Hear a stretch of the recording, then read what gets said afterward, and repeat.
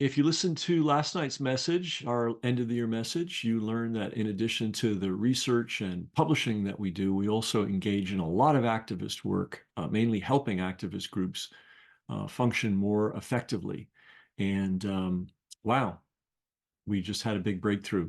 So if you recall, I spoke last night about the fact that we were working with Medical Justice for Minnesotans. And here is the news story that they got last night. Very exciting. It's the first shot across the bow.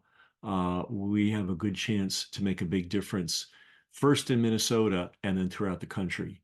And if you remember how the civil rights movement worked, it was focused originally on the South, specifically in Mississippi. Well, the COVID rights post-catastrophe, where we piece out how many people were murdered and by whom, it looks like the Minnesotans are the ones that are really organized to make that happen. And as I mentioned last night, before this news item even ran, before I even knew it was coming, that's who we've been helping behind the scenes. So here's the story, and I hope you'll support this group, and I do hope you'll also support Brass Check, because guys, this is a lot of work. A group of Minnesotans who lost loved ones to COVID are suing local hospitals that cared for their family members. WCCO's John Lordson shows us how a group known as Medical Justice Minnesota hopes to find justice and some peace.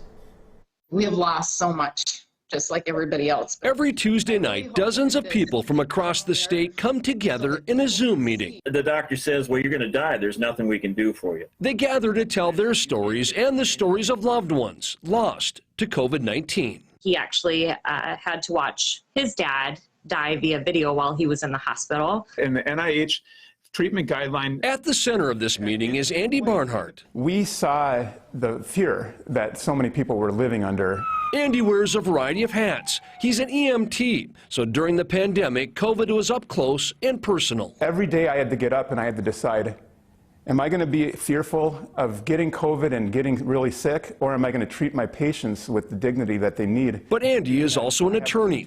He says he heard stories from families that didn't sit right, stories about the treatment loved ones received in the hospital, and family not being allowed to be there to help them make decisions. It's why he started Medical Justice Minnesota. So they weren't able to advocate or weigh in on the type of treatment they should get. What they feel now is that they didn't do enough. So I was isolated.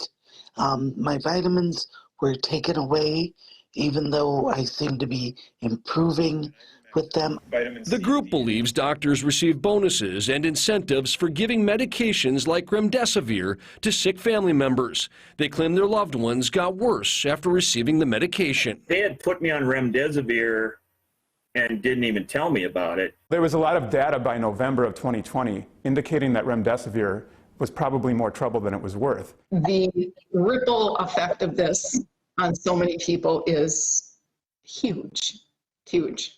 John Lordson, WCCO News. Medical Justice Minnesota says the main thing they hope to uncover is whether doctors were paid to administer certain drugs to patients. Gilead, the drug company that makes remdesivir, also known as Veklury, responded with this statement saying Veklury is the antiviral standard of care for the treatment of patients hospitalized due to COVID-19, recommended in guidelines from national and international organizations. Gilead remains committed to the fight against COVID-19 and to patient safety.